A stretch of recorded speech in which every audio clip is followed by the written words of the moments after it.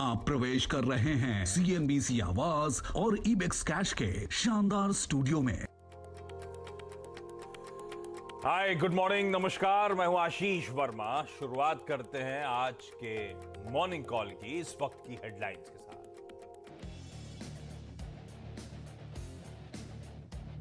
Global market से संकेत कमजोर। एशिया में निकेई 2% से ज्यादा टूटा। एसजीएक्स निफ्टी पर भी दबाव। उधर अमेरिका में बॉन्ड यील्ड में मजबूती से टेक शेयरों में भारी गिरावट। नैस्डैक कल 0.3% फिसला। डाउ भी 570 अंक नीचे बंद। हालांकि आज डाउ फ्यूचर्स में 150 पॉइंट की मजबूती। एचडीएफसी एएमसी में आज 1.6 करोड़ शेयर यानी 5% हिस्सा बेचेगी स्टैंडर्ड लाइफ।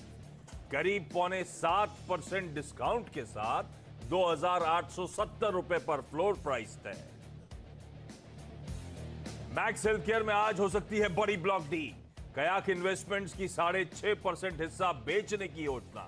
5% डिस्काउंट पर हो सकता है सौदा। सीएनबीसी आवाज की एक्सक्लूसिव खबर। मार्केट रेगुलेटर सेबी ने गोल्ड एक्सचेंज के फ्रेमवर्क को दी मंजूरी। सोशल स्टॉक एक्सचेंज बनाने पर भी लगी मोहर। एनजीओज के लिए पैसे जुटाना होगा आसान। सेबी बोर्ड ने डीलिस्टिंग नियमों को भी किया आसान। और आदित्य बिरला सन लाइफ एएमसी का आज खुलेगा आईपीओ। 695 से 712 रुपीज के बीच है प्राइस बैंड। एंकर इन्वेस्टर्स ने कंपनी में लगाए 800 करोड़ रुपए। 1 अक्टूबर को यानी कि शुक्रवार को बंद होगा इश्यू। चलिए, बुधवार की सुबह कल की वो बड़ी वाली सितंबर वायदा की एक्सपायरी से ठीक एक दिन पहले वाला वो इंपॉर्टेंट सेशन है जिसके लिए हमें तैयारी करनी है। और आपने स्क्रीन देखकर नोटिस कर ही लिया होगा, कुछ मामला गड़बड़ा रहा है। नए रिकॉर्ड जड़ने के बाद से फ्राइडे को हमने नए रिकॉर्ड जड़े थे। अब तक के सबसे उच्चतम स्तर छुए थे इंट्राडे में। उन स्तरों को छूने के बाद से लगातार ऊपरी स्तरों पर टिक पाने में दिक्कतें। एक विजुअल रिप्रेजेंटेशन आपकी स्क्रीन पर आएगा। फ्राइडे को जो रिकॉर्ड उच्चतम स्तर छुए थे वहां से हम क्लोज दरअसल हुए 90-95 पॉइंट नीचे। ऐसी सोमवार को भी हम दमखम दिखाने की कोशिश कर रहे थे। 943 तक के लेवल्स हमने हाईज के देखे, लेकिन इवेंचुअली क्लोज हुए 88 पॉइंट नीचे। और कल फिर हमने शुरुआती अपटिक्स देखे।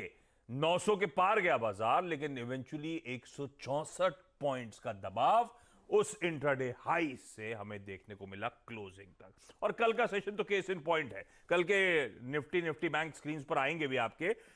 खासे दबाव के साथ कल हमने कामकाज होता हुआ देखा। वो तो जाते जाते आखिरी का 1 घंटा वो 230 फैक्टर कल वर्क करा।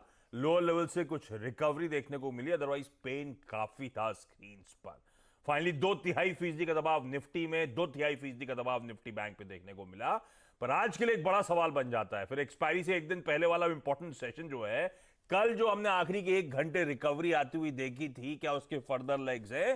क्या आज वेडनेसडे के दिन और अप मूव्स देखने को मिलेंगे? क्या आज स्क्रीन बेहतर होती हुई नजर आएगी?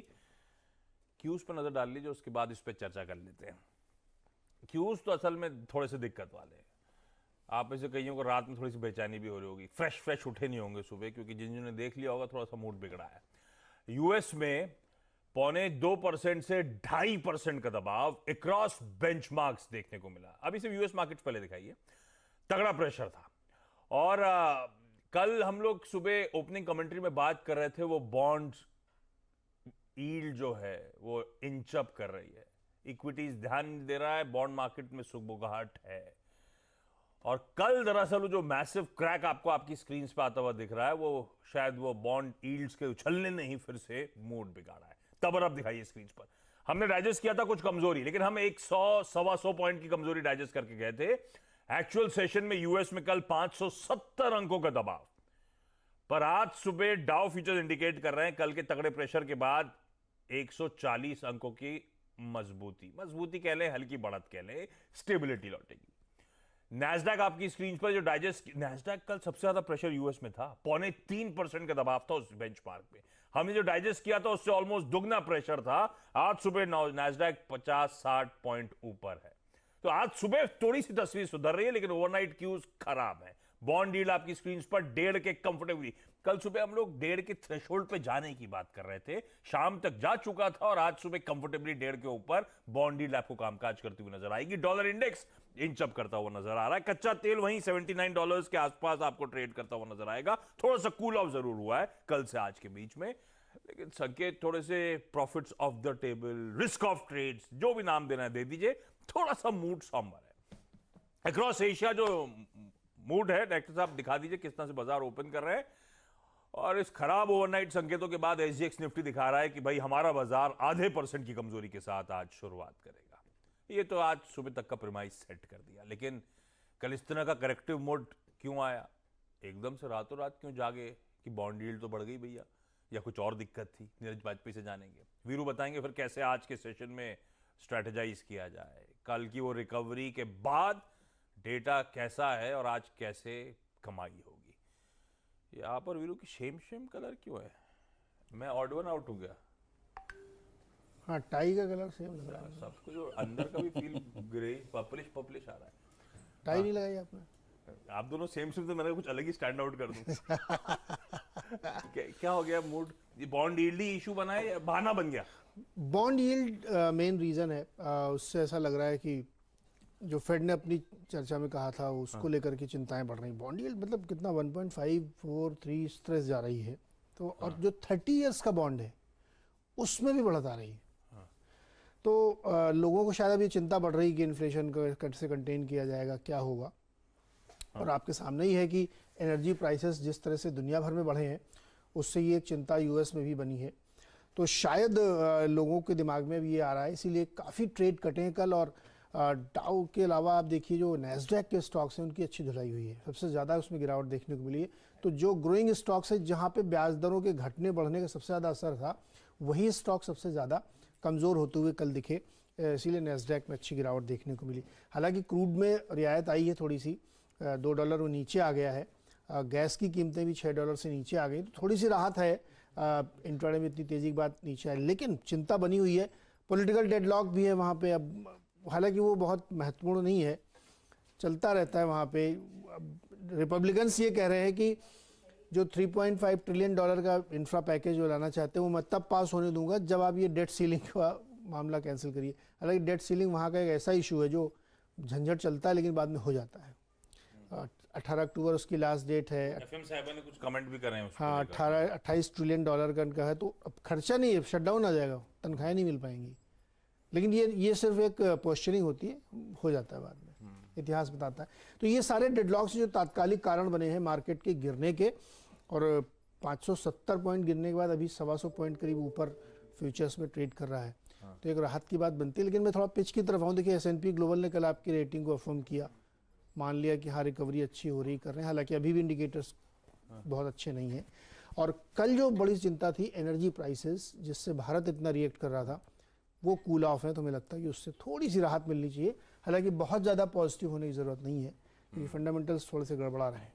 शेकी ग्राउंड, शेकी विकेट, फिसलन मतलब ऐसा नहीं है कि मोदी जी को वहां पे सब मिस कर रहे हैं या फिर हमने बहुत बड़े डील्स नहीं दी उनको इसलिए अपसेट हैं। थोड़ा सा बॉन्ड डील का भी रीजन है ना, दोनों रीजन हो सकते हैं। यस तो मूड थोड़ा सा बिगड़ा हुआ है। ऐसे में फिर वीरू से समझ ली कल क्या हुआ। एफआईएस ने भी अच्छी खासी बिकवाली, धीरे धीरे आपने देखा होगा एफआईएस की बिकवाली का क्वांटम बढ़ रहा है। तो कल सुबह मैं मेंशन कर रहा था 600 करोड़ रुपए की बिकवाली, कल ऑलमोस्ट 2000 करोड़ रुपए की बिकवाली। तो वो यहां से भी पैसा हाथ खींच ही रहे हैं। इसीलिए आपने देखा नेट इंस्टीट्यूशनल आंकड़ा बहुत कमजोर था, इसीलिए इस तरह का प्रेशर कल भारतीय बाजारों में बना। लेकिन वीरू वो उम्मीद जागी जब वो आखिरी के 1 घंटे आपके शो में रिकवरी दिख रही थी स्क्रीन पर। उसके बाद मूड माहौल है कैसा? आज के इस गैप डाउन को कैसे प्ले करना चाहिए भाई? आधा टका नीचे खुलने वाला है। जी हाँ, देखिए आशीष, कल हमारी अप्रोच थी कि हम एक 17,775 के डिप को बाय करेंगे, वो नहीं टिका।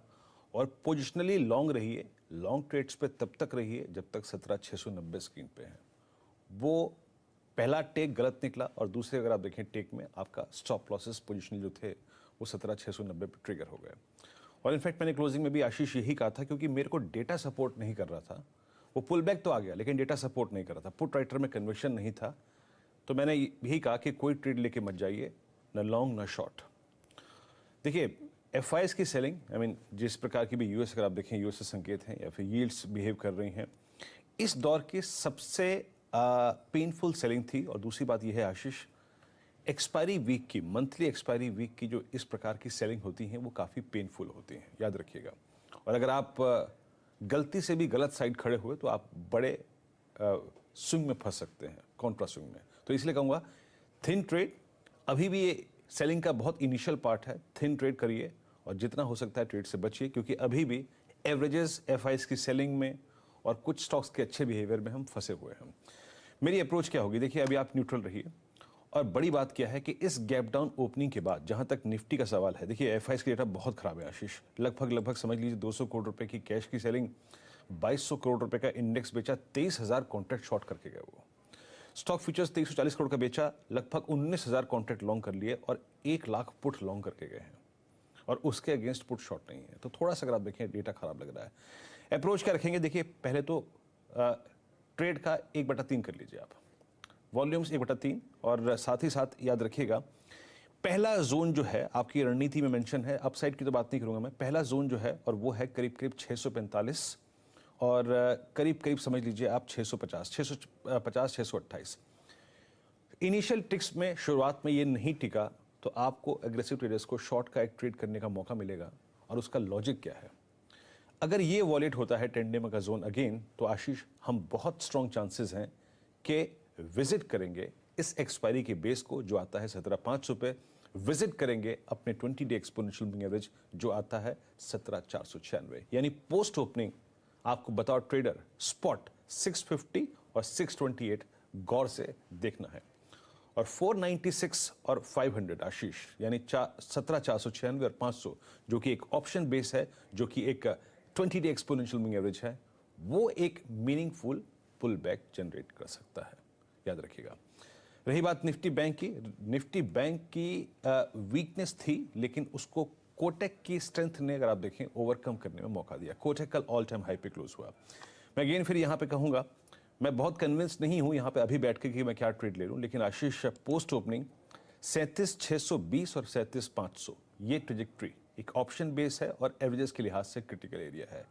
ये टिके तो एक पुल बैक मीनिंगफुल आ सकता है, अदरवाइज सेलिंग थोड़ी ज़्यादा होगी। तो आशीष मेरे पास कोई बहुत डिसाइसिव ट्रेड नहीं है, मैं स्क्रीन देखकर ही ट्रेड लेने में आज सक्षम रहूंगा, लेकिन ये levels 17,650 628 initially on spot on Nifty और 37,620 और 37,500 ऑन बैंक निफ्टी क्रिटिकल रहेंगे। ये मेक और ब्रेक लेवल है आशीष।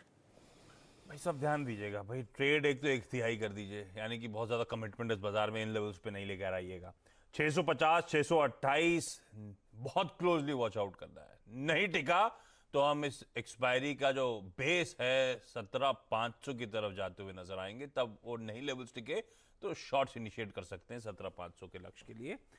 बाकी के लेवल स्क्रीन पर क्विकली आज के ट्रेडिंग बेट्स। ग्लोब कैपिटल कह रहा है कोटक बैंक खरीदना है, तो आज देखिएगा ओपनिंग, उसके बाद अगर सेटल होता है तो उसके बाद खरीदने का मन है, चार्ट्स पे स्ट्रेंथ नजर आती है।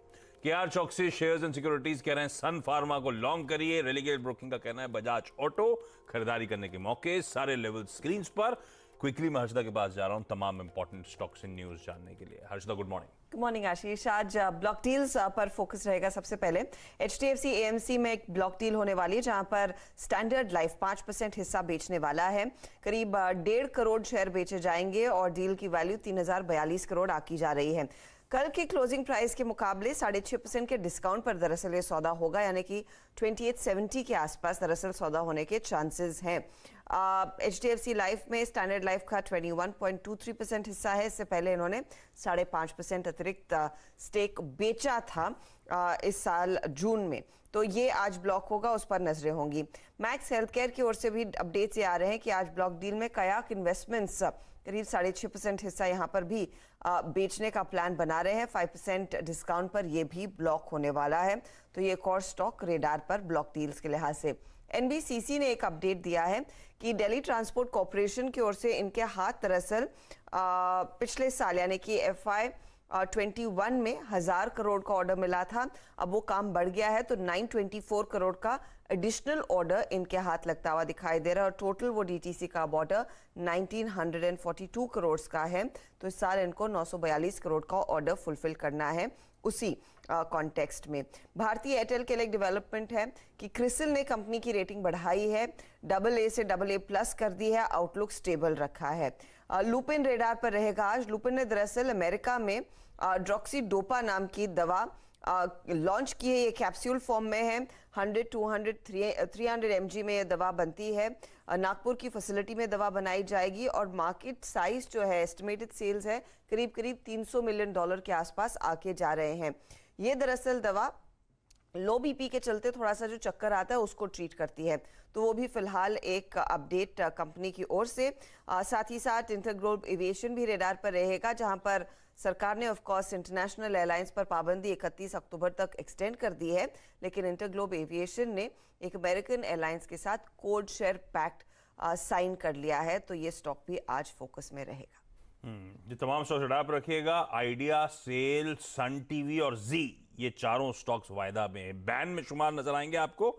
आज वैसे वेडनेसडे है, तो जो वीकली कैबिनेट और CCEA की बैठक है वो भी होनी है। हालांकि agenda I am sure Lakshman उस पर वर्क कर रहे होंगे। जैसे ही पता चलेगा इस प्लेटफॉर्म पे सबसे पहले आपको पता चलेगा किस पर वो बातचीत, किस पे डिस्कशन होना है उस कैबिनेट मीट में। तो ये सब इवेंट्स और हाँ, YPO आज से खुलने जा रहा है, उस पर भी नजर रखिएगा। आदित्य बिरला, सन लाइफ, AMC। क्विकली छोटा सा ब्रेक के उस पार आज की कमोडिटी और करेंसी मार्केट्स की टॉप स्ट्रैटेजीज।